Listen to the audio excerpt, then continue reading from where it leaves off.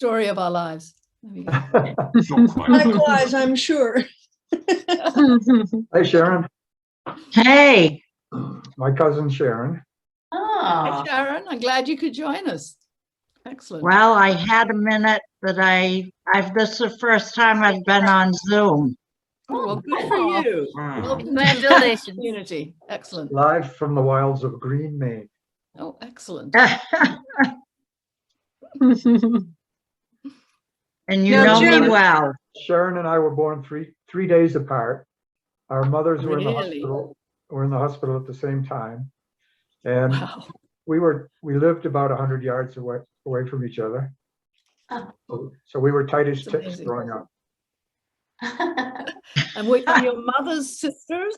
Are your mother's sisters or? So Sharon's mother and my father are siblings. Okay. Yeah. Anyway. Jimmy was the first man I ever slept with. I bet you've told that Next one to, a I few should times. But we were like 3 days old at the time. Yeah, right. I've just added a question to my list of questions, asking you to expand on that. Where Does were incest you run in born, Jim? Does incest run in your family? Is that the Joe, question? you're preempting my questions. Yeah. Well, Sorry. Okay. we were So, all part of I one big think it- family in that neighborhood. That's wonderful. Well, it's a good segue. So what I'm going to do is, could everybody mute themselves for the sort of slightly more, nothing's formal about this evening, but the slightly more formal part of the evening. If you could mute yourselves while Jim and I talk, and then we'll have time for questions at the end, and you can unmute yourselves and ask away to your heart's content. And if you think of a question while we're talking, and you're like me, and you think, if I wait till the end, I'm going to have forgotten what my question was, you can always put it into the chat while things are going on. You can type it in, and I'll keep an eye on the questions at the end, and I'll notice things that you've put in the chat. I've been told that my audio has been misbehaving.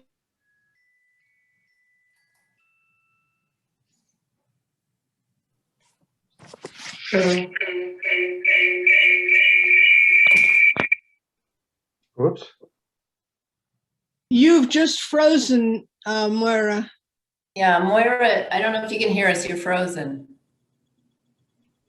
That meant she was being thrown off by, there she is. Yes, I know, but it looks as though my internet just died completely, which is not a very good sign for the evening. Uh-oh. Can you all hear me at the moment? Yes. Yes. Okay. I don't know when you lost me. I said, could everybody mute themselves? And then I went mute, which was not the plan.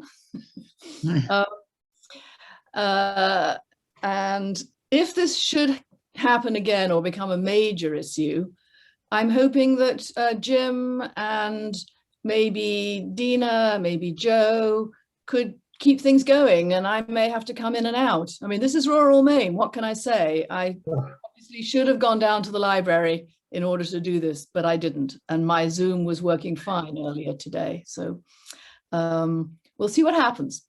Yeah, well, it'll work some one way or another. So welcome, all of you. Thank you for coming.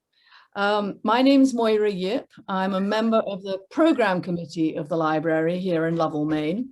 And we started this Meet the Author series. We used to have speakers who came physically to the library in the good old days. But when COVID hit, we thought, well, what can we still keep doing? And we thought, well, let's just have a Meet the Author series and put it on Zoom. And it's been really successful. We've had wonderful speakers, and we've been focusing on Maine authors, and Jim is keeping up that tradition. We are recording this evening, and we'll be putting it on our website. So I hope that's not a problem for anyone. If you prefer your face not to show on the screen, you could turn your camera off, and then it will show however you've set things up, just your name or whatever you've set it up for. I'm hoping you're all muted now, and if you're not, could you mute yourselves? And then at the end, we'll have questions. And I wanted to thank, before we started, our two local bookstores who've been great supporters of this series, Bridgeton Books in Bridgeton, Maine, and White Birch Books in North Conway, New Hampshire, because we're a border state. We're right across the border from New Hampshire. Okay, so I'm going to start by introducing Jim, and then he and I will chat, and then he's going to read to us a little bit, I hope, and then maybe we'll have time to chat a bit more, and then there'll be plenty of time for questions. So Jim is the 2014 winner of the Kurt Johnson Prose Award for Fiction and a past winner of the Willamette Fiction Prize. He's written a collection of short stories, 3 novels, and too many short stories to count. And in 2016, his book Closer All the Time won the Maine Book Award for Fiction. He's got a brand new book out called Blue Summer, which I'm hoping we might hear from later. And I wanted to read this quote to you from someone who I haven't met, David Abrams, at January magazine. He said the following. He said, "Nichols writes with a shaved down simplicity, which is unadorned, but certainly never empty. There's always something going on behind each sentence, a slow build of emotion, so that by story's end, you know there's a lot more to these lives than what you see on the page. These stories resonate with the haunting quality of a loon call drifting across a lake."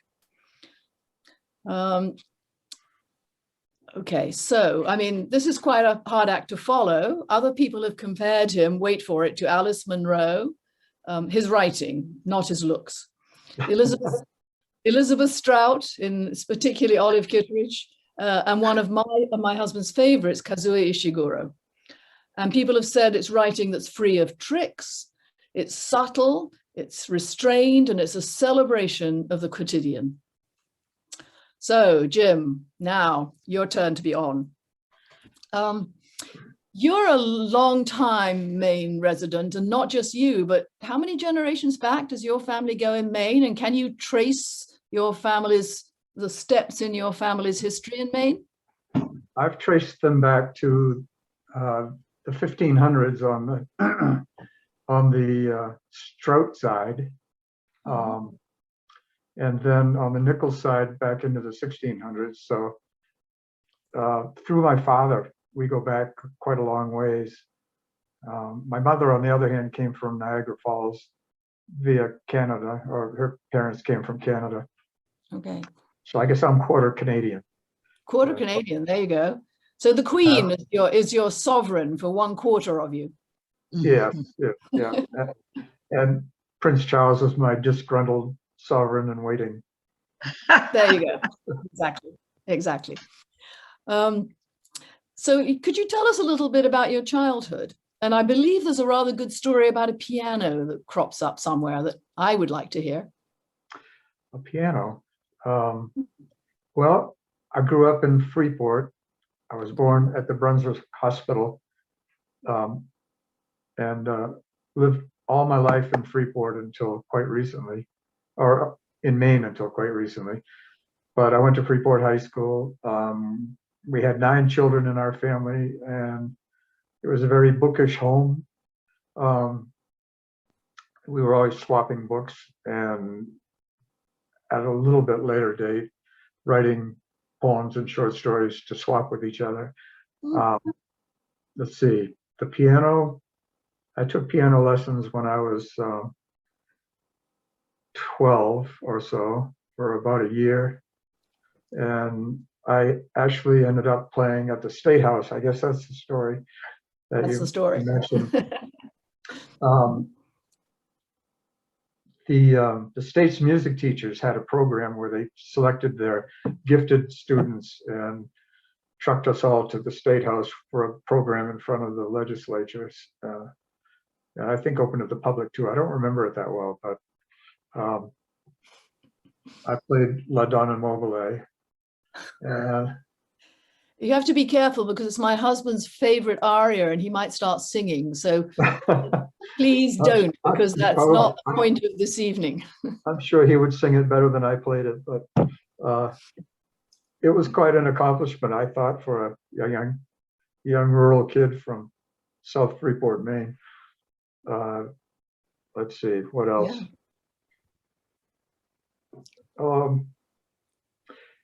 my mother was a good Catholic woman, apparently, since she had 9 children. And I remember going to the church in Yarmouth, which Freeport didn't have a church at that time. So we went to the Sacred Heart Church in Yarmouth, and we would fill up an entire pew. My father was agnostic, and we kids, some of us were pretty devout, but others were more like our father. And we used to do things like sing slightly off key in the hymns to make each other laugh. And my brother John and I would sneak out during Mass sometimes when we didn't happen to be in the same pew.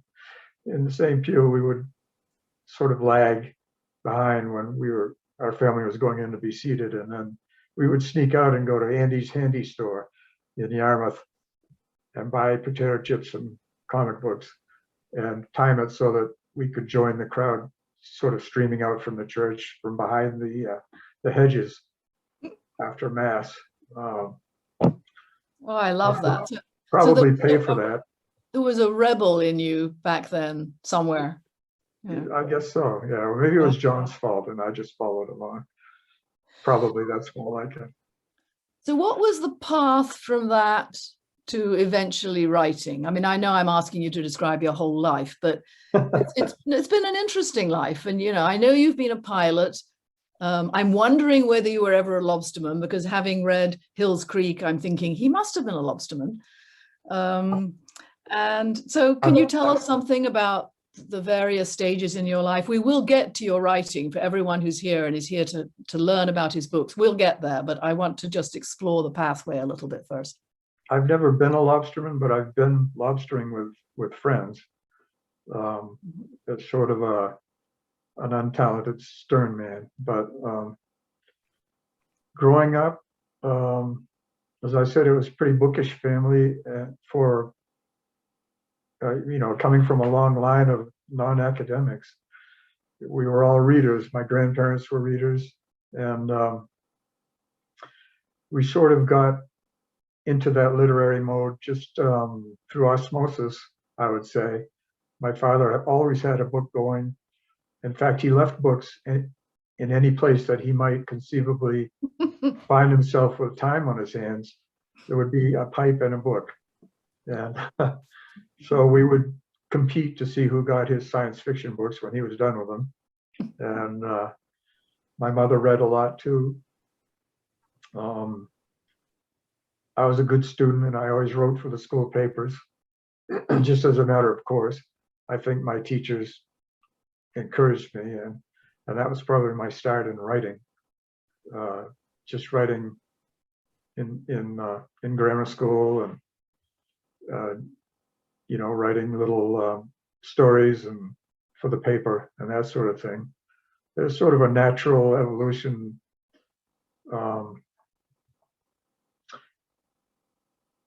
I think I grew up really enjoying the sound of a good turn of phrase. I had a father who was very literate, and Sharon can attest, was sort of a wit in a Churchillian sort of way. He always had a good response. He was a selectman, and I remember one town meeting when someone made a wise remark about Dad being too busy making children to take care of the town business. And unfortunately, this guy was childless himself. And so my father said, well, if you look through history, I think you'll find that the really vital people never had any trouble reproducing. That was his response. So we were kind of literate. We liked a good turn of phrase, and evolved into big readers and I guess that eventually led to me wanting to write. Okay. So let's move towards your writing now. So you write, everything I've read of yours has been set at least partly in Maine, or largely in Maine. Usually in fictional towns, like, I don't know, there's, well, Baxter, I can pronounce that. And then there's Pequot, which the summer people don't call Pequot, they call it Pequot or something. I'm not sure of it. Not Pequot. Pequot. Okay. More like Pequot. Okay. Pequot. Okay. Yeah. It's a little But- tawdry to say Pequot. Okay. But it's supposed to be Pequot if you've always lived there. Is that right? Yes, Okay. definitely. Got it the right way round. But these are small Maine towns. And so are they, you're writing about places that are drawing on your own childhood growing up, and most of your life, you lived in Maine most of your life, in small towns, right? Yes, all of my life in Maine has been in small towns, Mhm. except for when I was going to school in Portland. I had, various apartments around Portland, Mhm. The big city. the big city. Yes, exactly. So when you really decided to get serious about writing, how did this happen? Did you began small with short stories and you kind of ramped it up? Can you explain to us a little bit about? Yeah, I was working. I'd always sort of had vague ideas about writing, but when I thought about it, it was writing like the science fiction authors that my father read and that I read, like Asimov and Andre Norton and Van Vogt and people like that. Heinrich? Yeah, definitely Heinlein. Nine, I meant, yeah, him. Yeah, I still think he's a great writer. Anyway, so any vague thoughts I had about writing would be maybe someday I'll write a science fiction book, but that changed one day when I was working at the airport in Owl's Head, and I had forgotten to bring a book to work with me. So as I sat around waiting for the last flight, I was a little desperate for something to read, and I found a little volume of short stories called In Our Time by Hemingway that a customer had left behind. So I sat down and read that. At the time, I wasn't one for reading literary fiction at all, but I loved that book, and it seemed so accessible to me, and people seemed to talk like people I knew. It was very very approachable and it rang so true to me, those little stories. After reading that, I read more of Hemingway's, and I started thinking that, if you can write literary fiction like that, or if you can write like that and have it be literary fiction, maybe I'll give it a whirl one of these days. And before long, I was writing faux Hemingway stories, and I thankfully evolved from that. And within a year anyway, I had published a story in a little magazine. And when that happened, I was just a goner from seeing my name in print. So I was pretty much a committed writer from that time on. But you were doing it alongside a full-time job at the airport. Were you actually flying at the airport, or were you working with ground staff, or what was your flying? Back then it was Bar Harbor Airlines, which used to fly between Bar Harbor, Rockland, and Portland. Flew up into Canada and Boston. It was a little commuter airline. I was working for them as a ticket agent and ground crew also. I didn't get my pilot's license until quite a lot later. Ah, okay. Okay. Now writing stories but getting books published is a whole different thing. And I believe you had, I was going to call it a piece of luck, but that's not true. You were very enterprising when you were trying to work out how to get yourself published. Can you tell us about it? Well, once I was gone, I got my, I was a bartender. I moonlit as a bartender. And I remember I used to hand out short stories with drinks and just ask people for their reactions. And I had some regular customers who would come in and ask for a story. And I remember one time a friend of mine who was pretty witty himself came in and asked for a short story and a martini. And then he looked at his watch very obviously and said, Oh God, I'm running late. You better make it a beer and a vignette. So, but I think you're referring to my meeting Norman Mailer. I am indeed, yes. Airplane. So can you tell everyone the story? It's a very good story. Yeah, I had seen Mailer's name on the flight manifest. I knew he was coming from Boston to Rockland, stopping there briefly, and then going on to Bar Harbor where he was getting off. He had a summer home there. So I planned it so that I was the one marshaling the airplane now. And it was such a brief stop that he wouldn't be getting off the airplane. So I went on the airplane with a tiny little magazine called Jam Today, in which I had published a small short story. I remember Mailer looking up from his seat. This was a 15-passenger airplane, so one seat on each side of the aisle. No escaping for Mailer. I came down the aisle with my little magazine in hand, and he said later, you know, the chances of a good result from an encounter like this are small. But he couldn't get away. I had him trapped, and I told him that I didn't want anything from him other than to have him to know that Norman Mailer had read one of my short stories. So he kind of grumbled but took it, and I said, just leave it in the seat pocket on your way back. You know, when the plane comes back from Bar Harbor, I'll just come on and grab it. And he said, okay. The plane took off, and a couple of weeks later, the next morning when it came back through, there was no magazine in the seat pocket. So I figured he had either tossed it as soon as he got off the plane, or, you know, left it behind or something. But I got a note from him about a week later saying that he liked the story and asking, oh wait, I'm jumping ahead of myself. I figured out when he was returning, and I met him again when the plane stopped in Rockland. And this time I didn't have to go on the plane. He stuck his head out of the airstairs door and saw me standing there and said, Jim? And I said, yes. So he came down the steps, told me he had liked the story, and asked if I had anything a little more ambitious. At which point I took a manuscript out of my pocket and got a laugh for that, gave it to him, and he took it with him and sent me a note about a week later saying that he'd liked it and that I should send it to Esquire with his note that they should publish it. And which I did, and which they did. And Mailer wrote a little introductory paragraph that they included with the story when it eventually was published. And actually, I think it's just a great story, you know, and yeah, chutzpah pays off sometimes, and it did, and good for you.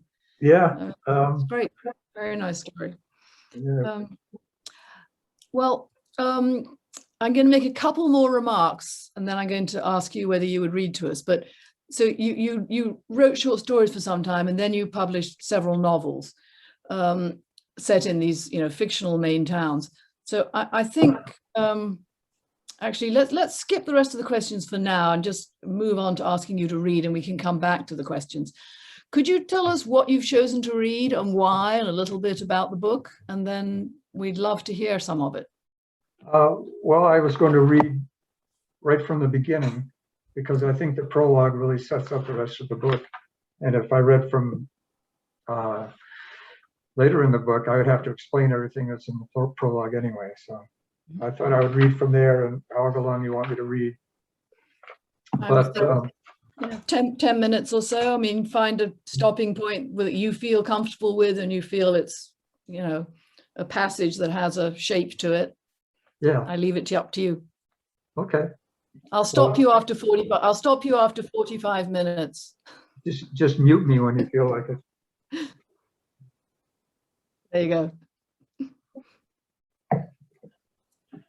The novel's called Blue Summer, as Maura already said. And I think if I read this prologue, you'll pretty much see what it's all about. The prologue heading is Bolduc Correctional Facility, 1997. So I thought I'd try to write this down. Chances are I'm no literary savant, but I promise my heart's in the right place, and I have been a world-class bookworm for my whole pathetic life. So maybe that'll help. Who knows? I guess we'll see. I think it's worth telling at any rate, and I don't see anyone else volunteering to do it. And Lord knows I've got plenty of time now to try and figure it out, thanks to the great state of Maine. My name is Calvin Shaw. No household name to be sure, but I wouldn't be surprised if it still rang a bell with some of you out there. There were some pretty lurid headlines at the time, after all. Musician kills stepfather with trumpet, that sort of thing. I can hear you now. Oh, you're that guy. Yep, I'm that guy. But you might also have heard of me if you're into cool jazz. I'll bet you're at least familiar with some of my music. Blue Summer, for instance. Everybody knows Blue Summer because Tony Bennett had a hit with it after a lyricist named Billy Weber added words to my music. And any number of artists have covered it since. It was a long blue summer, the wrong blue summer. I'd sing it if I could sing. But so on and so forth, you remember. And maybe Weber's words weren't exactly what I had in mind, but I'm not complaining. I'm lucky the thing exists at all, never mind becoming a near standard if I do say so myself, because there were some pretty long odds against that happening. Reason being that it chose such a dismal time in my life to come dancing along. See, I'd about decided to bring the old curtain down at that time. I'm not exactly sure why it had come to that. I mean, I'd been a recent guest of the Pinellas County Jail, which wasn't what you'd call a real morale booster. And I was also drying out, which can do funny things to your head. But I've been way down low before without thinking it might be time to jump off a bridge.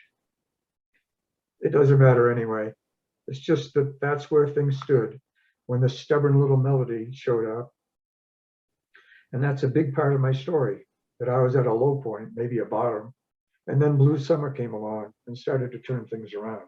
The first section before chapter 1 is divided into sections, each one of which is the title of a song that Cal Shaw eventually wrote.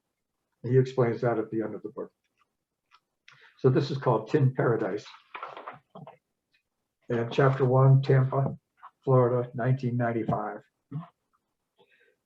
We'll start at that low point, a trailer park in Tampa, Florida. It's early in the morning, still dark outside, and the phone has startled me awake. I'm lying on my little fold-out bed waiting for it to stop. I'm not in the greatest of moods because good sleep has been hard to come by. And for once I was there, and now someone's trying to ruin it. The longer the phone rings, the more pissed off I get, and in no time, I want to rip it out of the wall and smash it on the floor. But then I remember what I've pretty much decided. I remember that it likely makes no difference at all anymore how much sleep I get or whether I drag my sorry ass out of bed and answer the phone. None of it matters because it's become only a matter of time, which isn't to say that I have to be in any big hurry either. It's like deciding to rob a bank. Just because you've made up your mind doesn't mean you have to run right out and buy a ski mask, right? So I take a deep breath and let the irritation bleed off. And when the ringing finally stops, I stretch out and let my arms fall back. I feel the indifferent old world reconstruct itself around me. It's the same world as yesterday. I'm alone in a trailer park, and pretty soon I'll smell empanadas and coffee, and I'll hear radios playing and maybe a rough running car or two warming up. I can already hear traffic out on Dearborn Street.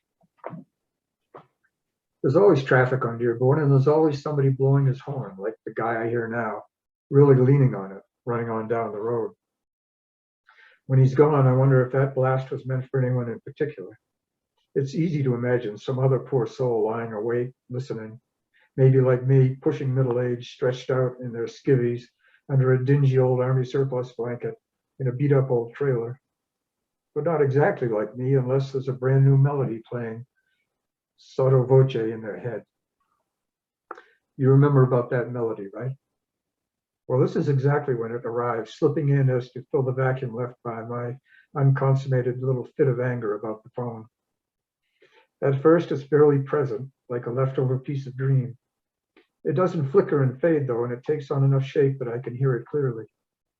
There's an intricate run of pure-sounding notes. It's different and interesting, a bit gloomy, and my right foot starts to slowly tap, and the next thing I know, a piece of lyric joins the party, which for me always means things are moving along. The words themselves aren't important. Most of them won't even survive. They're just placeholders, rhythm makers. They drive fast and blow their horns a lot on Dearborn. That's what plays in my head, but it changes almost immediately into something better. They speed and honk their horns a lot in tempo. I ponder that melody and rhythm for a few minutes. But thinking about traffic reminds me suddenly of counting cars on the river road with my sister Julie and her best friend Becky Odell, who was red-haired and nice, but who lurched when she walked for no good reason. More on that later. And all at once, it's not about Dearborn or Tempe anymore at all. Now it's about Julie and me, about our brother Alvin. Yeah, Calvin and Alvin, it wasn't my idea. And my parents and Becky and that piece of shit, Randy Pike, and everybody else connected to where I grew up in Baxter, Maine, which means it's also about the tragedy that started during that bluest of summers, which I'll get to. But for now, back to the trailer. One more paragraph. I tap out the rhythm against my chest and then whistle it softly on the intake to be quiet. And to fix it in my mind, I snap open the beat-up cornet case that's always on the floor nearby. I want to feel what it's like to play it. I take out this sweet little Olds that I picked up at a pawn shop in New York, touch the smooth mother-of-pearl caps and flutter the valves, liking the silky action and the pluppity-plup sound that I always imagine is like a soft little musical engine trying to start. I guess I'll stop right there, if that's good. Yeah, thank you very much. That was wonderful. Thank you very much. Are you a musician yourself? I'm sort of a half-assed musician, I guess. My dad was a musical savant. He could play anything pretty much, and he only had about a year of piano lessons when he was a kid. His main instruments were piano and trumpet, and I played piano, as I said. I played trombone in the school band. My siblings all played instruments in school bands too. My brother John kept with it, I think, more than anyone else did, besides myself. And I learned to play guitar, and for a while I wanted to be John Prine and sang in bars around Portland. But it began to, I pretty much decided I'd rather be a writer than a performer. You and your whole family sound like a sort of Renaissance family. It's just wonderful. I don't know if families like this still exist, but it's very cheering to me to hear, heartening to hear of families like this. It's terrific. Yeah, I remember singing. We would do the dishes and sing songs like, Valderie, Valdera, that I love to go a-wandering and all that. So we would sing 2 or 3 part harmony while we did the dishes. My mother was a good singer. That's pretty impressive. Yeah. Let's bring it back to your writing though for a little bit, and then maybe 5 more minutes, and then we'll open it up to questions. Sure. So one of your books, Closer All the Time, has a really interesting structure, because it's a collection. Each chapter is a sort of fairly self-contained short story, but then gradually you realize that the characters interconnect over space and time. Could you talk a bit about why you chose that structure? It strikes me as a very difficult thing to write as well. Well, it started out as separate, disparate short stories that I had published in magazines. And I had gathered them into a collection and submitted them as a collection of stories. One of the places I submitted them to was Islandport Press in Yarmouth, and the editor there liked the stories, but had a suggestion that I try to connect them in some way. to make it more of a whole, the book more of a whole, which gave me pause because I was done with it and moving on to my next project. But she convinced me, and I spent another 5 months connecting the stories, putting them in the same locale, and finding connections between the characters who were not connected at all, in the original stories. So it was challenging, and I enjoyed it a lot, and I think it made for a much better book when all was said and done. Well, I thought it was very interesting. I thought it worked really well. I liked it a lot. And this way, I mean, in a way, it's a sort of very concrete instance of the gift you have for connecting your characters. So in Blue Summer, you have a character who comes from Maine, goes away, comes back. And it's a little bit the same thing, connections that fragment, then reconnect, and so forth. Is that something that just interests you rather generally? I hadn't thought about it, to be honest, but Blue Summer is sort of a story of return and redemption. And whereas Closer All the Time is, I think the town is a big character in itself, and the way the characters sort of careen through the town and knock into each other and ricochet off each other. And small town Maine is a pretty fascinating place. It is. Some great writers have. Yeah, well, we've had some of them on this series, and we hope to have more. I think I'll ask one more question and then open it up to the whole room. I wonder if you just tell us a little bit about what you're working on right now, if you're willing to. Sure. I have a first draft of a novel that I have to get back to. It's about it's set in Portland, and it's about a bunch of cab drivers. And actually, I'm thinking that it might tie in this new, as I go through it again, that Cal Shaw might make an appearance. Oh yeah, because he drives a cab. That's right, he drives a cab. He at one point ends up in Portland driving a taxi, and so I'm starting to see the same sort of connections that affected the stories in Closer All the Time between Blue Summer and my new book. I'm not sure how important he'll be in it, but I think he will show up. Yeah. You can't quite let him go. He's become part of your.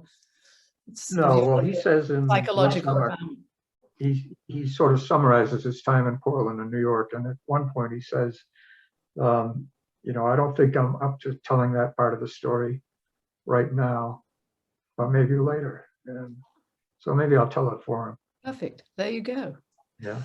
That's a nice way to end this bit of our chat. Let's see what questions other people have, and then maybe we'll come back to the two of us depending on how busy everyone gets. I'm just looking in the chat. Okay, so I have a question here from Beth, who says, are any of your siblings either writers or artists? Yes. Let's see. I need to figure out who to start with here. My brother John, if you live in Portland, you may know John, who produced very strange but good and original plays over the course of maybe 20 plays set in Portland. They played at the Oak Street Theater and then the church up on Montjoy Hill. They had titles like The Death of Rasputin, a musical comedy, and Jesus and the Pirates was another one. Oh, I like that. Yeah, John's been writing for a long time, and in theater is his thing. Although he's also written a couple of novels that he should get published. And my sister Julie is a very good painter who sells her art. I have a picture of her.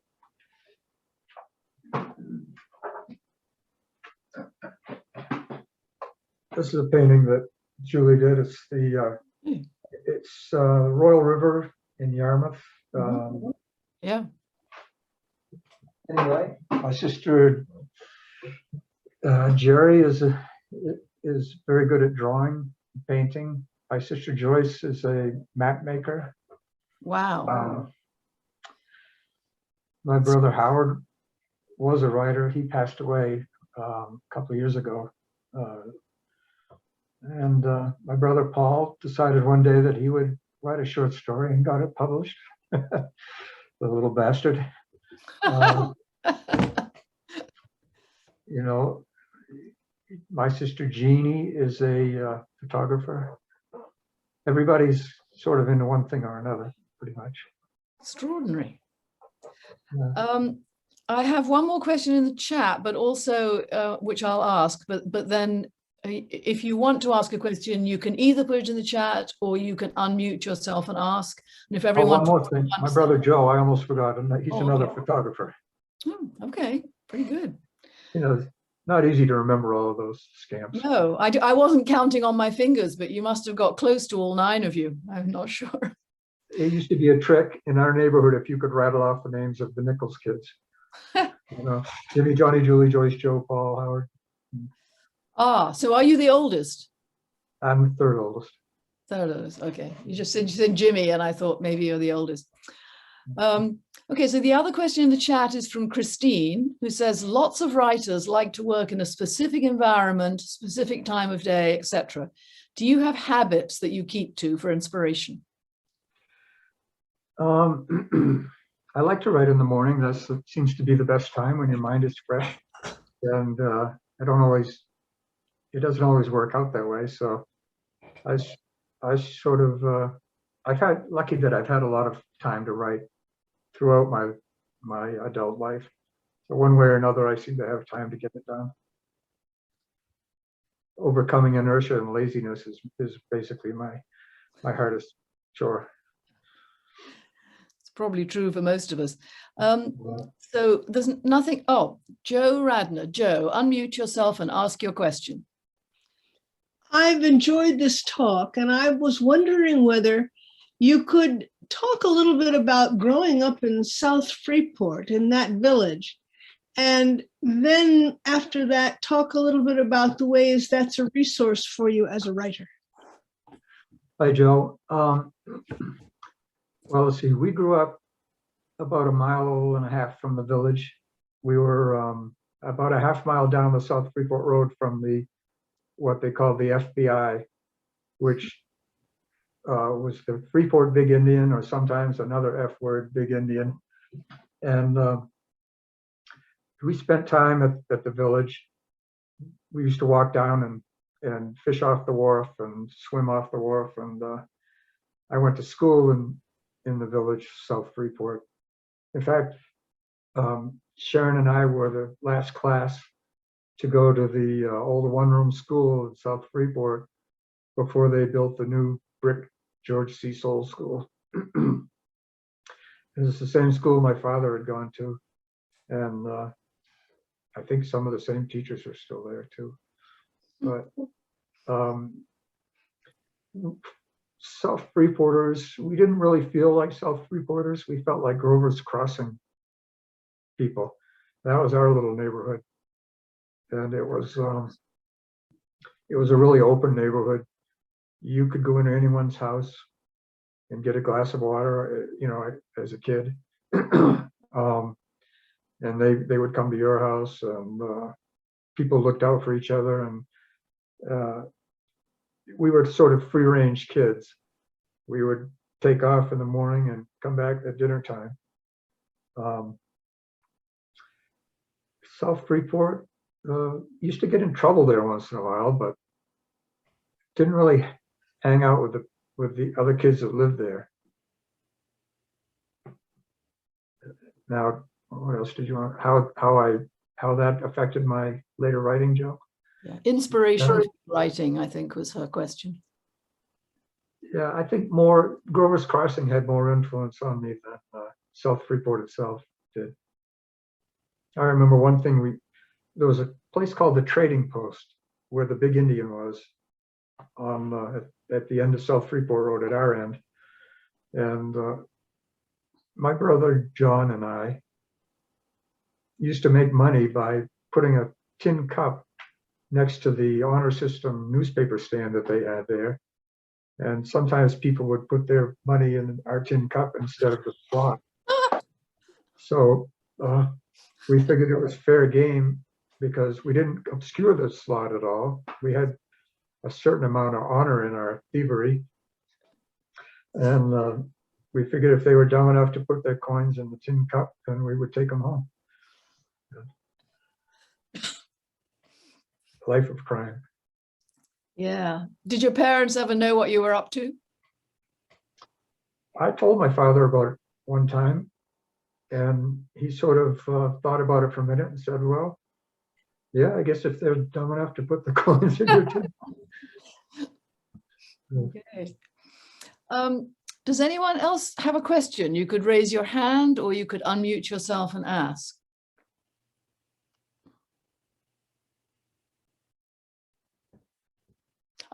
Beth has a question. Beth, can you unmute yourself? Yes, I should let people know. I know Jim. You know each other from both publishing with Islandport Press at one point. But Jim, I seem to remember this amazing story, and I hope it's true. I remember it correctly because I've told kids in classrooms this story. That your family actually had a book club. Your parents, you'd read a book and discuss it, all 9 of you with your parents. No, Is that right? It wasn't formal like that, but Yeah. in effect, it happened that way. We had, my mother subscribed to something called Best in Children's Books. And every month, this brown package would come in the mail, and it was, you know, a delicious event. We would just, I found a copy. I have a copy somewhere, but, and then we would trade that around and we would talk about the stories and poems and little historical pieces. But we also would write, when my sister Jeannie moved to Italy, she did that when she was 21. She was my oldest sister. We used to send her little books that we made with poems from each of us or short stories from each of us. And we'd bind them with string and send them to Jean. But in that respect, we sort of had a family book club, I guess. I just think that seems so unusual. And I think you also said to me that even though you didn't have a lot, obviously raising 9 kids is hard to do, but you felt like your life was really rich. Like you didn't, you know, your parents gave you so much through the arts. Were you aware that other families weren't like that, or did you kind of assume that's how everybody grew up? Or? Well, I'd say we were pretty typical Freeport family for that time. You know, there were kids that were a lot worse off than we were. And my father, he had a white collar job. He was an executive in Portland for Aetna Insurance. And this is when my mother made him give up flying after he crash landed on the Penobscot River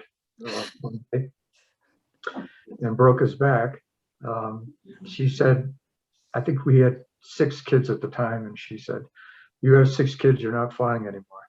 And that was that.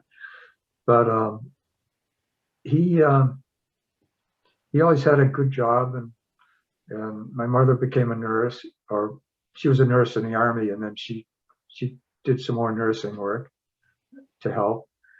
But we never felt deprived, no. We didn't have much cash as kids, or hardly any, you know, but other than that, we were we were wealthy in other respects, I guess. So when you supplemented your income from the stupid people who put their money in your tin cup and then you Yes, that's right. Would anyone else like to ask Jim a question? I'm looking for hands here. Yes, Miriam has a question. Could you unmute yourself, Miriam? I was just wondering, since you mentioned poetry, and I certainly love poetry myself, have you written anything recently, or do you have anything spring-like that you, or a poem that you would like to read to us? I'd love to hear something. Oh, you know, I've tried to write poetry a few times, and it's just I don't have the temperament to work at it, I don't think. Or maybe not the talent, I don't know.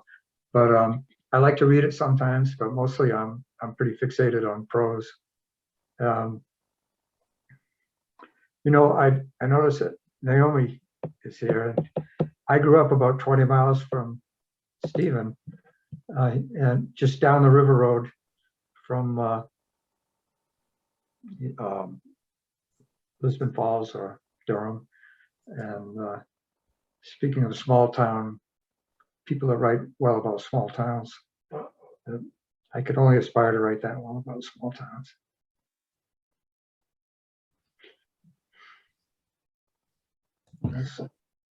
I think Eileen had a question. What did Eileen say? Eileen, Eileen. E. Corey, is that Eileen? Yes, in the It's a very nice remark. She said, I just wanted to say I'm very proud of your success, Jim. I knew him way back in the Portland Jetport days and so happy to see him Zoom. So there you go. thanks, Eileen. Naomi, was that a question or were you just going, yay? Okay. Flying with my cape. Okay. Does anyone else have a question? We have just another, 5 minutes before I close things up, if anyone does. If not, I have some things I haven't yet asked that I'd love to ask in the last few minutes. First, as a follow-up to your story about Norman Mailer, you told me that you and he corresponded for some time after that, and that he used to send you drawings. And you even told me you still had some. Did you find one? I did. Oh, excellent. Can you show us?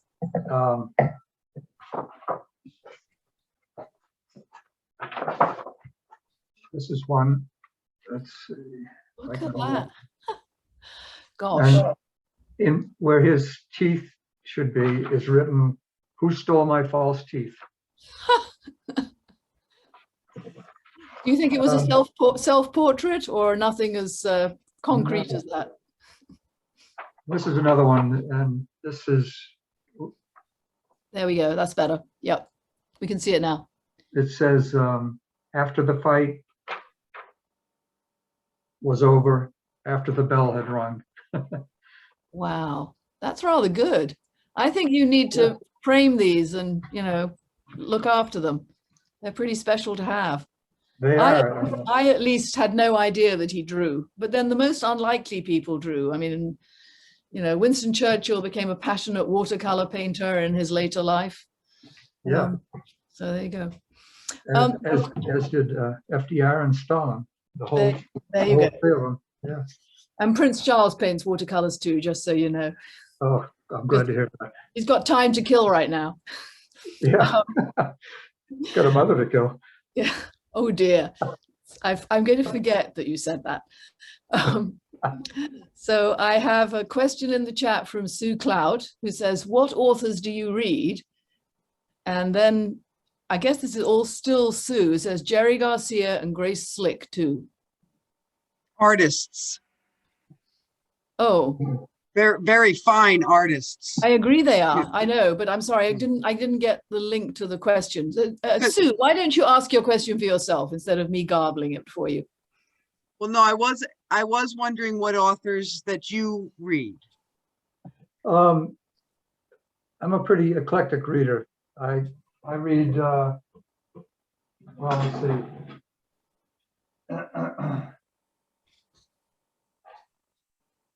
I have books by Alice McDermott. Oh, she's wonderful. Yeah. Yeah.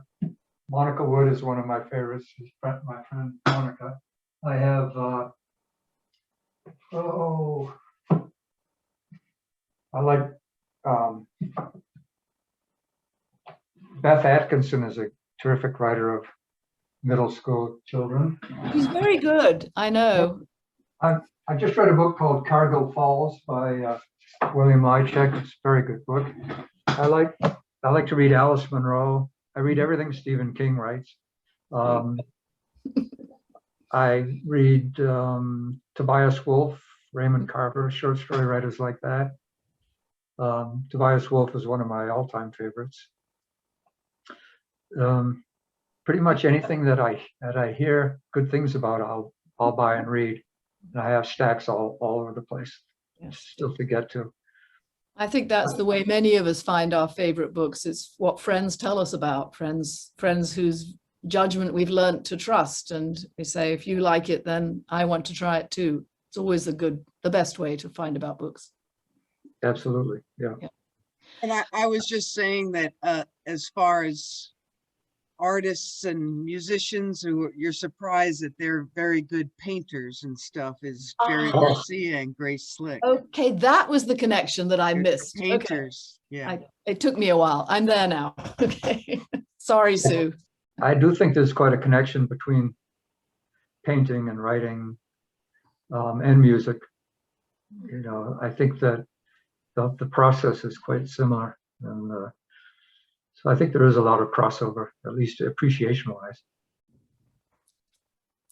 Okay, well, we're nearly out of time. So I wanted to thank Jim very much. Really kind of you to do this. Give us an hour of your time. I'm sure you'd rather be out hiking in the mountains in Santa Fe. But we're glad we got you for an hour. And Thank you for having me.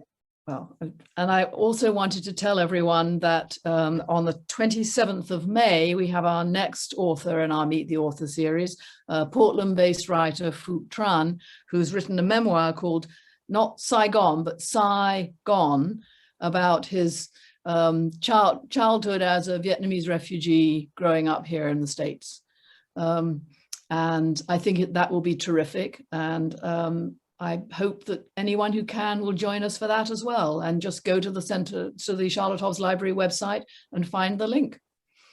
And yeah, Naomi's just typed the name of the title in there for you so that it's clear how it's spelt, because it's obviously a pun on Saigon and you might get muddled in the bookstore. So thank you all for coming, and especially Jim, thank you very much indeed. And now you can finish your glass of wine, relax, and thank you everyone for coming. And Dina, thank you for setting it all up for us. Thank you very much. Wonderful evening. Thank you. Bye, Amy. Thank you so much. You don't have to leave. You can all stay and chat if you want to. You don't have to leave. Not required. Bye, Jim. See ya. See you, Beth. Yeah. Bye, Dina. Bye, Maura. Bye, Beth. Bye, Naomi. Bye, everyone. Bye, Naomi. Bye, Eileen, Karen, Ardell. Thank you all for coming. Okay.